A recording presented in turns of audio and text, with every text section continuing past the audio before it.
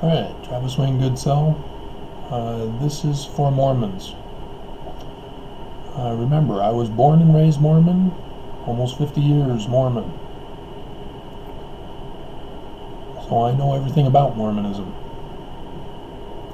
And yeah, you should fear and tremble.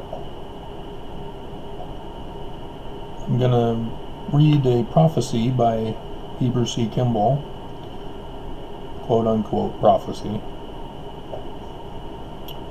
Because if you know what I talk about, you know that Heber Kimball was involved in the murder of Joseph Smith. And then he had the audacity to take Hiram's wife and kids under his care. And then, of course, the Fieldings, Joseph Fielding and Joseph Fielding Jr. became presidents of the church, clueless about the true organization of the Smith family. This is from a conference report, 1930, October conference. After a while, the Gentiles will gather in Salt Lake City by the thousands. I don't think that's quite been fulfilled, unless you refer to Mormons as Gentiles, which is what the Smiths did, actually. And this will be among the wicked cities of the world. That's the lawsuit I've got. A corrupt criminal crime organization, the church. A spirit of speculation that has to do with money and extravagance will take possession of the saints. And that's correct. All the new houses are too expensive for the poor. You have to be rich to move into a new suburban household. And the results will be financial bondage. So he was right about that. But if you're corrupt, that's what you plan on doing. An army of elders will be sent to the four quarters of the earth to search out the righteous and warn the wicked of coming events.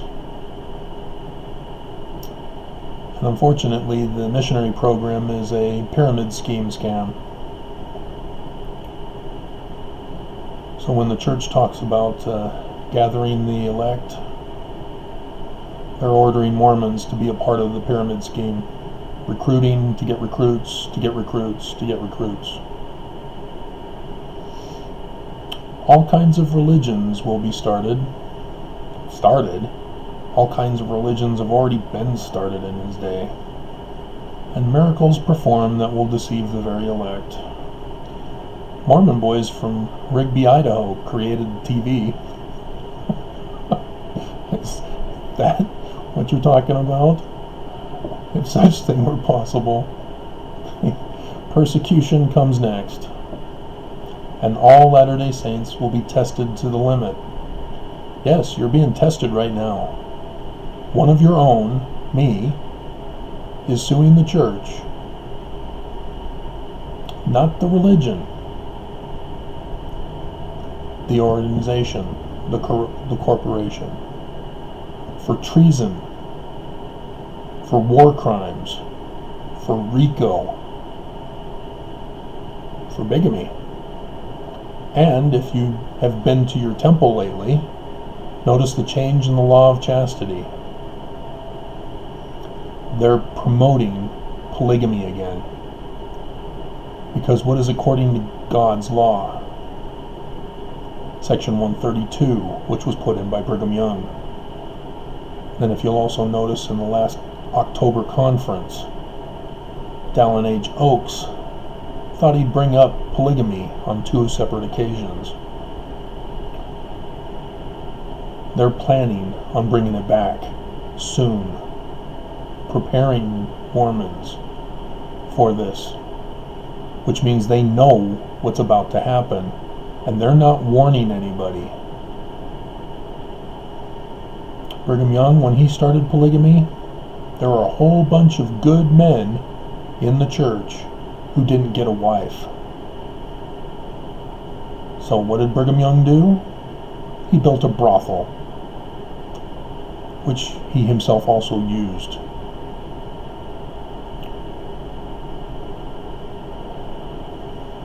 Many will apostatize, and others will stand still, not knowing what to do. See what he's doing here? He's a part of the corrupt usurpation of Joseph's original church. And he's saying that people that followed them, that survived, will apostatize from the organization. They're victim blaming. The judgments of God will be poured out upon the wicked. Victim blaming. To the extent that our elders from far and near will be called home. Yeah, church will be shut down. It would be real nice if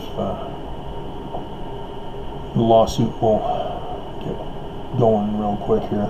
It's in. You can look at it online in the court records. Gospel will be taken from the Gentiles and later on be carried to the Jews. See what he's saying there? He's saying they're going to get caught in the future. That the church will be shut down. It was shut down in the late 1800s. Edmunds Tucker Act of the United States shut down the church under John Taylor. And Mormons were denied their citizenship in the United States. Taken away from them. New converts were not allowed to be citizens. All their property confiscated. And so the church had to rent all their property back. And that's when they sort of gave up on the brothel. Didn't want to pay for that, I guess. The western boundaries of the state of Missouri will be swept so clean of its inhabitant that, as President Young tells us, when we return to that place, there will not be as much as a yellow dog to wag his tail.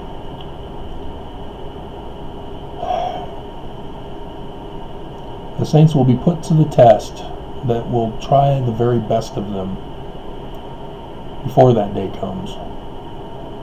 Yeah, when you realize that you're in a criminal organization, that puts everybody to the test. That's the test that's coming. As he says here, a test coming. The pressure will become so great that the righteous among us will cry unto the Lord day and night until deliverance comes. Yes, we think we are secure here in the chambers of these everlasting hills, where we can close the doors of the canyons against mobs and persecutors, the wicked and the vile, who have always beset us with violence and robbery. You organize the Danites. Oh, God. That has to do with the Scottish Rites Masons. Brigham Young went to his hometown. Heber C. Kimball was a master mason of the Scottish Rites. Not the York Rites that the Smiths were a part of.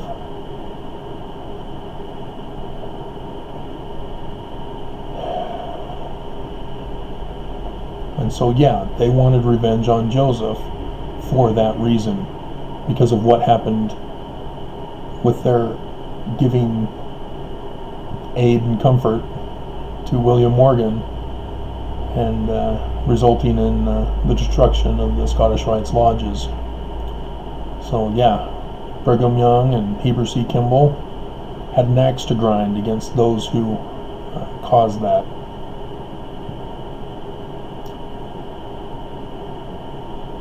The time is coming when we will be mixed up in these now peaceful valleys to that extent that it will be difficult to tell the face of a saint from the face of an enemy against the people of God. They stand at the pulpits at General Conference, and Mormons can't tell the difference. They can't tell when Dallin H. Oaks, in a priesthood session, does the Heil Hitler salute to the brethren. And then I expose him for that, and then on Sunday he wants to do it again, but then something in his head says, don't do it. Somebody exposed you online.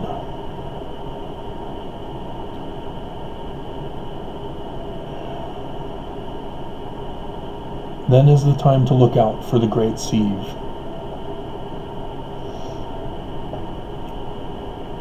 Great sifting time, and many will fall.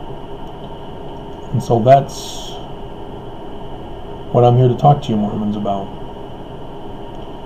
There's a big difference between the gospel, which is part of the religion, and the rituals of the religion, and the organization that runs the religion. We've all been taught that Lucifer mimics the Church of God. Does Christianity mimic our church? Nope. Do the Jews mimic our church? No. The church does mimic the ancient Egyptian religion, believe it or not. Imagine, the Book of Mormon says that we're supposed to be Egyptian. Follow that religion. And yes, it is the source of all religions.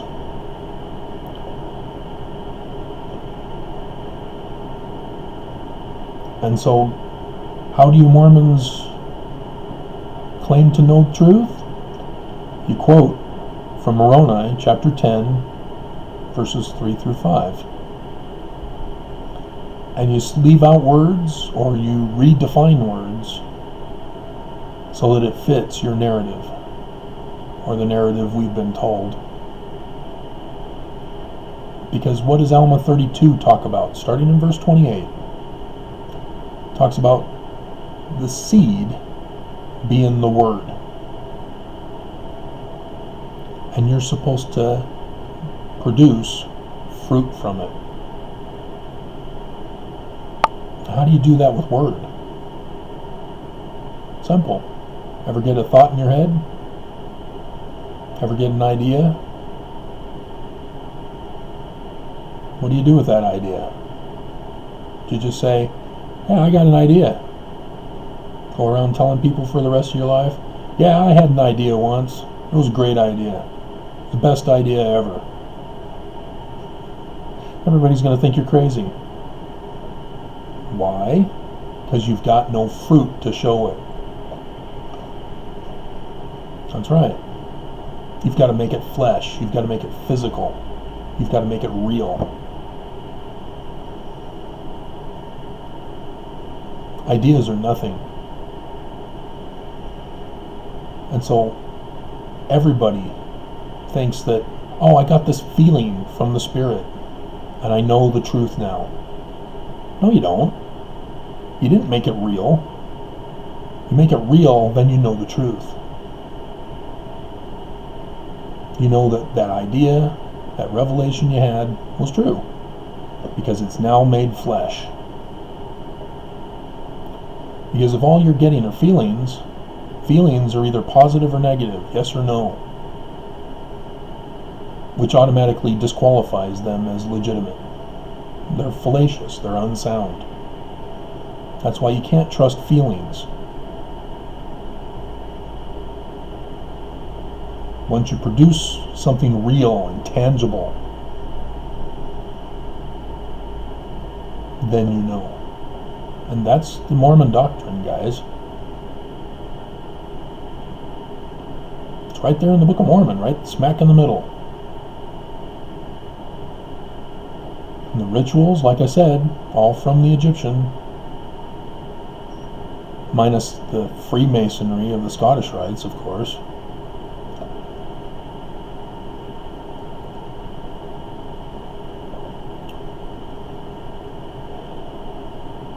So this is the test time, Mormons. And as far as I know, all of you are failing. Those who realize the church isn't true, they don't pursue the truth. All of the Mormons who leave the church, whom you accuse of being anti-Mormon, they don't pursue the true church. Many join Christianity, whether it's again or for the first time. And the Bakers, they turn to Christianity and then turn to a sect of Judaism. But nobody's interested in finding out the truth. They just hear some things that they didn't like about the Mormon church, and they're out. And so the rest of you in the church still think, yeah, well, those were the ones who fell away because they're apostate and they weren't strong in the faith.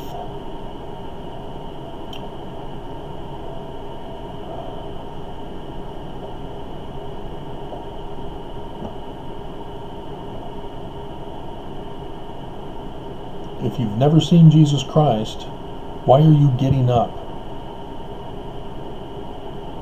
in testimony meeting?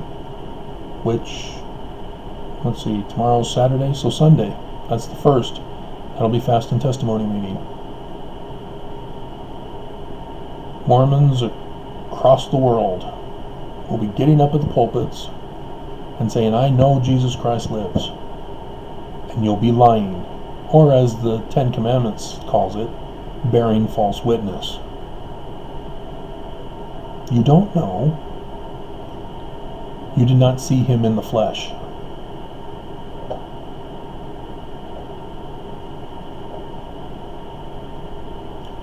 And you can say you know the Book of Mormon is true. But again, you'll be bearing false witness. Because you're disregarding all the plagiarism in the Book of Mormon. And many Mormons have left the church because they recognized the plagiarism. But then they stopped. They didn't find out, well, why? Why those books? Why scattered throughout? Why so intricate of a situation? Why not just plagiarize all of Solomon Spaulding's work? Why was the King James Version also put in there?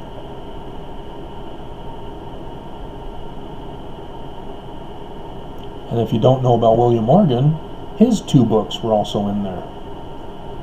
You ever wonder about Martin Harris and why he actually did stop? Did you know that he was an anti-Mason? I'm not sure what they call it. He was part of the board in Palmyra.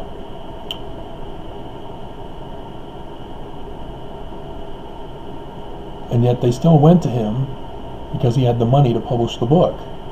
And then 116 pages in,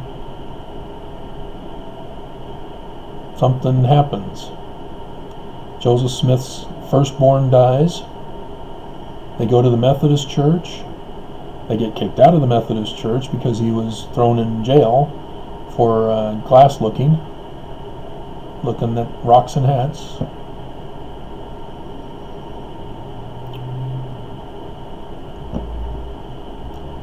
And then the 116 pages are destroyed. And the first recording that we have about the incident comes after.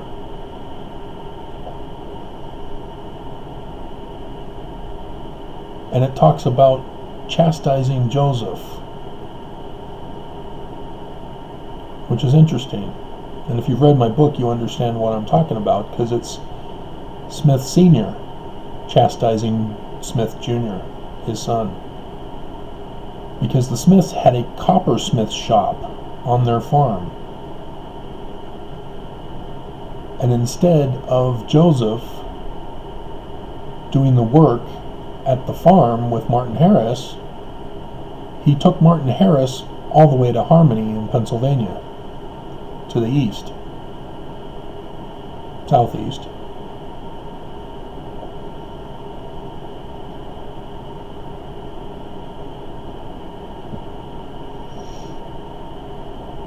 So, yeah. And then, of course, Sidney Rigdon is known to be the author of the Book of Mormon. And nobody figures out how. Nobody knows the connection. Critics don't even know. They just know, oh yeah, Sidney Rigdon's the author. That's what the linguistics show. But nobody knows.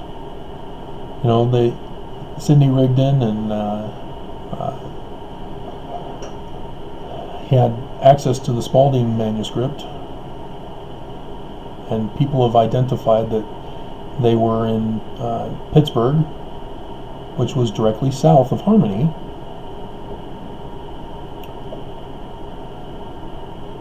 And so, yeah, there's all sorts of questions, all sorts of places to research in Mormon history. And none of you do it. All of you trust what the church gives you, and you fear, as if it were Luciferian doctrine, anything that is truth.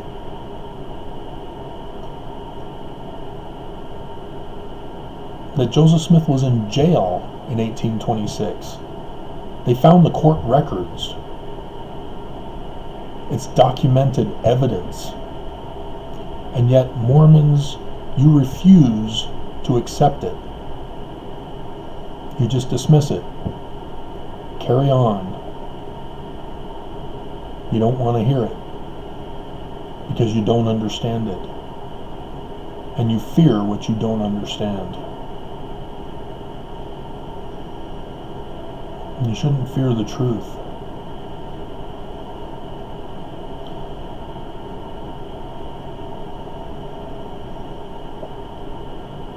So the test is coming.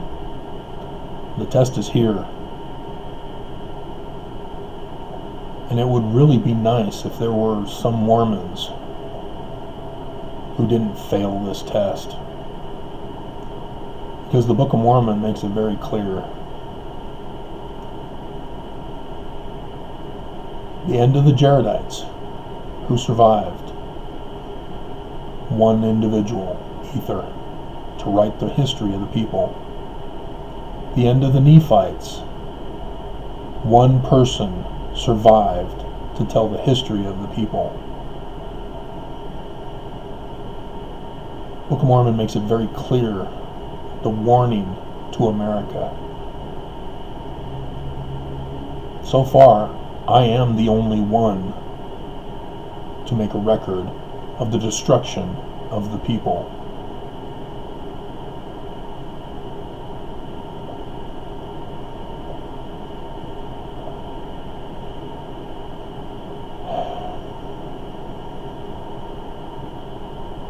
So get over yourselves, Mormons.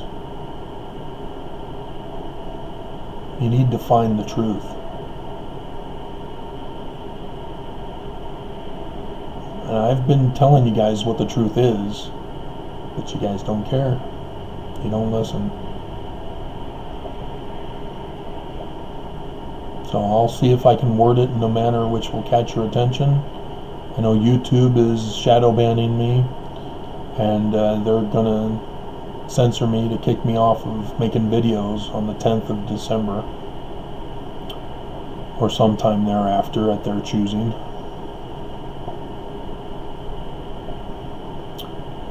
But yeah, follow the lawsuit.